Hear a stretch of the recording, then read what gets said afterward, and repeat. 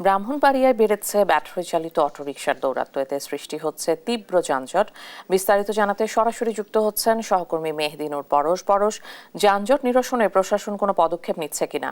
যে সমস্যাটির জন্য যে সমস্যার দিন দিন প্রকট আকার ধারণ হয়েছে এটি হচ্ছে যানজট সমস্যা। আর এই যানজটের কারণে পৌর নাগরিকদের প্রতিনিয়ত কিন্তু দুর্ভোগ পোহাতে হয়। তো যানজট নিরসনে 2020 সালে পৌরসভা থেকে 1050টি ইজি বাইক এবং 3000 অটোরিকশার অনুমোদন দেওয়া হয়। তবে এর বাইরে কিন্তু প্রায় 3 থেকে 4 গুণ কিন্তু শহরে যে ওই লাইসেন্সবিহীন অটোরিকশা কিন্তু ওই যে প্রতিনিয়ত চলাচল করছে, ফলে এটা একটা চরম দুর্বল আকারে প্রকাশ ধারণ করেছে। তো আমি সকাল থেকে শহরে প্রায় বিভিন্ন পয়েন্ট করে দেখেছি, দেখে যেমনটা লক্ষ্য করেছি যে কাউতুলি মোড়, টি রোড, কালীবাড়ি, সদর হাসপাতাল রোড সহ যে বিভিন্ন পয়েন্টে প্রায় ভ্রাম্যমাণ কতগুলি স্ট্যান্ড রয়েছে। এই স্ট্যান্ডের কারণে যে অটোরিকশার স্ট্যান্ড, ফলে কিন্তু যানজট লেগেই থাকছে। তো এই পৌর শহরের যে রাস্তায় 10 থেকে 15 মিনিট যেতে সময় লাগে, সেই সময়টা কিন্তু বেড়ে 40 থেকে প্রায় 30 থেকে 40 মিনিট সময় পার দিতে হয় যাত্রীদের।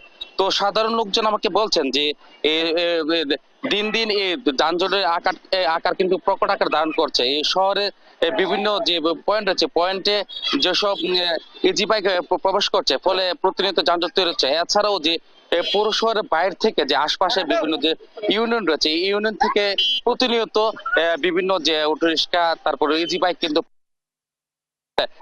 সকাল থেকে রাত পর্যন্ত কিন্তু যানজটের একটা চিত্র আমরা লক্ষ্য করি। তো সাধারণ নাগরিকদের দাবি যে যানজট যদি কমানো না হয়, তাহলে কিন্তু মাত্রা কিন্তু দিন দিন বেড়ে চলবে। তো যানজটের দুর্ভোগের কারণে যেসব মানুষ দুর্ভোগ পোহাতে, আমি একজন সাধারণ নাগরিকের সাথে কথা বলবো, যানজটের কারণে আপনাদের কিরকম দুর্ভোগ পোহাতে যদি আমাদেরকে জানাতেন। আসলে এই শহরের মধ্যে আমরা জানি যে 19 বর্গ কিলোমিটার একটি বড় এলাকা 10টি পয়েন্টে প্রতিনিয়ত আমরা যারা অফিসের কাজে বা বিভিন্ন গুরুত্বপূর্ণ কাজে বেরোই, প্রতিনিয়ত কিন্তু আমরা যানজটের শিকার হচ্ছি। এর মধ্যে রামকানাই পয়েন্ট অন্যতম। রামকানাই, কুমারশিলী মোড়, মোড়ের গোড়া এবং পুরাতন কোর্ট রোড পয়েন্ট এবং কাউতুলি পয়েন্ট, প্রত্যেক জায়গায় দেখবেন আপনি প্রতিনিয়ত যানজট লেগে আছে।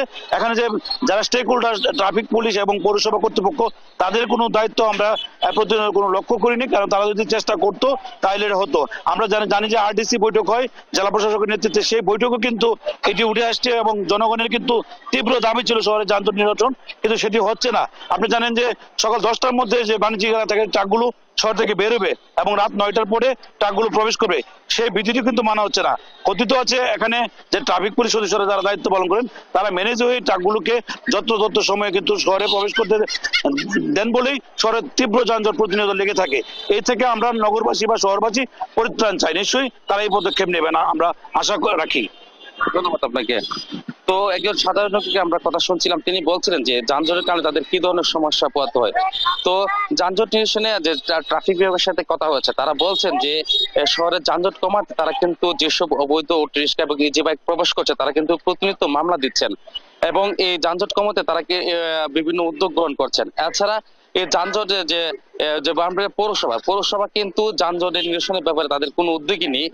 চলমান পরিস্থিতিতে যে পরিমাণ যে অটোরিকশা এবং ফুটপাত দখল করে যে ভ্রাম্যমাণ হকাররা এখন দখল করে আছে, যার ফলে কিন্তু মানুষের দুর্ভোগের কোনো সীমা থাকছে না।